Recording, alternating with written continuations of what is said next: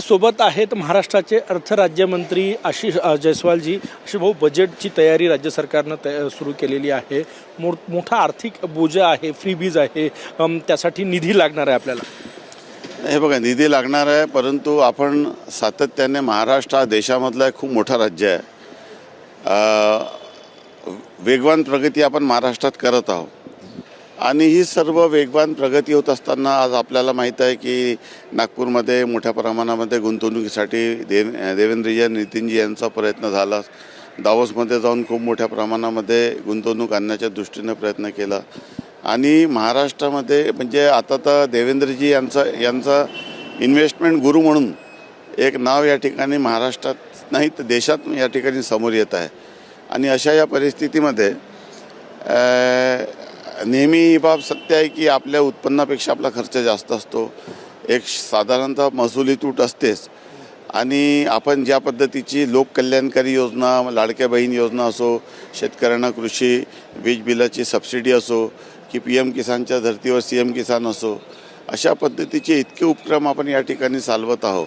म्हणजे सर्व उपक्रमाचा उल्लेख मी या ठिकाणी करू इच्छित नाही, परंतु इतक्या कल्याणकारी योजना आणि इतक्या मोठ्या प्रमाणामध्ये पायाभूत सुविधा या सर्व बाबी लक्षात घेऊन एकंदरीत राज्याचा विकासाचा रथ पुढे खेचून नेण्यासाठी अतिशय अभ्यासपूर्ण पद्धतीने देवेंद्रजी देखील लक्ष घालत आहे आणि पुढील 20 दिवसामध्ये या संदर्भामध्ये योग्य नियोजन करून आम्ही महाराष्ट्राच्या हितासाठी प्राधान्य कुठल्या कामाला द्यावा, प्रकल्प कसे पूर्ण करावे, भांडवली गुंतवणूक कशी करावी आणि गरज आता तर आम्ही जिल्हा योजनेमध्ये देखील कशा पद्धतीने बदल करायचा आहे आणि भांडवली गुंतवणूक कशी करून लोकांचा दरडोई उत्पन्न कसं वाढवता येईल या दृष्टीने आमचा प्रयत्न राहणार आहे। गेल्या वेळेस प्रायोरिटीनं लाडक्या बहिणींसाठी जवळपास 40,000 कोटींची तरतूद होती। यावेळेसही लाडक्या बहिणींसाठी प्रायोरिटीनं तरतूद असणार आहे का या बजेटमध्ये? ते तरतूद हे बघा, लोक सांगत होते की विरोधक विशेष करून की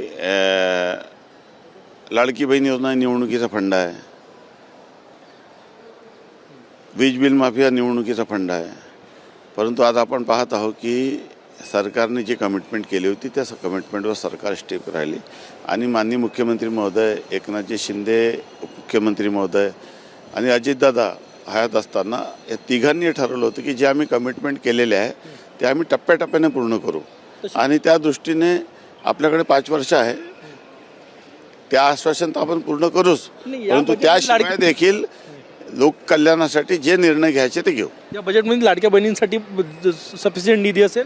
निश्चितच ते आता कमिटेड एक्सपेंडिचर आहे, ते आपण करणार असो। आणखी बोजा आहे की शेतकरी कर्जमाफीचं आश्वासन दिलेलं आहे, सगळी सोंग आणता येतात परंतु पैशाचं सोंग आपल्याला आणता येत नाही। राज्य सरकार हे सोंग कसं आणणार आहे पैशाचं? असं आहे की या संदर्भामध्ये जे अहवाल येणे आता अपेक्षित आहे त्या अहवालानुसार आता खरा गरीब शेतकरी कोण आहे, अडचणीत सापडलेला शेतकरी कोण आहे, महाराष्ट्रामध्ये साधारणतः 1,71,00,000 शेतकरी आहे, परंतु प्रत्यक्षामध्ये जे शेती होते ते सुमारे 1.25 कोटीच्या वर नाही आहे आणि त्या 1.25 कोटीमध्ये प्रत्यक्षात इन्कम टॅक्स पे करणारे शेतकरी किती आहे, इन्व्हेस्टमेंटसाठी शेती घेतलेले लोक किती आहे, फार्म हाऊस कल्चरमध्ये शेती घेऊन त्याच्यातून इन्कम नाही तर स्वतःचं एक ऑर्गॅनिक फार्मिंग करून स्वतःचा एक सेकंड इनिंग आपल्या आयुष्यातील कशी त्या ठिकाणी करता येईल शहराच्या बाहेर जाऊन, अशा पद्धतीने शहरात राहणाऱ्या मोठ्या लोकांनी गुंतवणुकीसाठी इन्व्हेस्टमेंटसाठी शेती घेतलेली आहे। दुसऱ्या बाजूने दिवस रात्र कष्ट करणारा, राबणारा, नैसर्गिक संकटात सापडलेला तो आमचा गरीब शेतकरी आहे। या सर्व गरीब शेतकऱ्याला दिलासा कसं देता येईल, त्याला आधार कसं देता येईल, हा आमचा प्राधान्य राहणार आहे। कर्जमाफी जी शब्द दिला होता, तुम्हीच आले होते तिथे शेतकऱ्यांना बच्चूकडूंना, तो 30 जूनपर्यंत शक्य आहे पाळणं आत्ताच्या आर्थिक स्थितीमध्ये की आणखी तुम्ही एक तारीख मागणार आहे बच्चू कडू यांना? असं आहे की हा निर्णय अशा पद्धतीने जाहीर करायचा नसतो, या संदर्भामध्ये एक पूर्ण आढावा घ्यावा लागतं, राज्याच्या रिसोर्सेसचा अभ्यास करावा लागतो, एकूण बोजा किती येणार आहे त्याचा विचार करावा लागतो, त्याची तरतूद कुठून करायची आहे, त्याचे पैसे कुठून उभे करायचे आहे, त्याच्यावर जे आपलं आर्थिक शिस्त आहे त्या सर्व गोष्टीचा विचार करून मंत्रिमंडळापुढे जाऊन या संदर्भामध्ये निर्णय करू. शेवटचा प्रश्न, विदर्भ ॲडव्हान्टेज झालं नागपुरात, मोठ्या प्रमाणात गुंतवणूक आली, महिंद्राचा मोठा प्लांट नागपुरात येतोय, गडचिरोलीचे तुम्ही को राज्यमंत्री आहात, को पालकमंत्री आहात तिथले, गडचिरोली ते स्टील सिटी म्हणून विकास होतोय.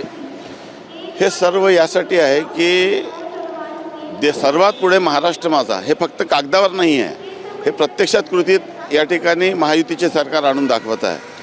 देवेंद्रजी यांनी ज्या पद्धतीचं पालकत्व गडचिरोलीचं स्वीकारलेलं आहे आणि सरकारमध्ये एक टीम म्हणून ज्या पद्धतीचं काम सर्व करत आहे, यातून महाराष्ट्राला केंद्र सरकारच्या मदतीने त्यांच्यातून देखील आता कालच मी परवा भोपाळला जाऊन आलो, 160 कोटी रुपये शिवराजसिंग चौहानजींनी मला दिले महाराष्ट्रासाठी.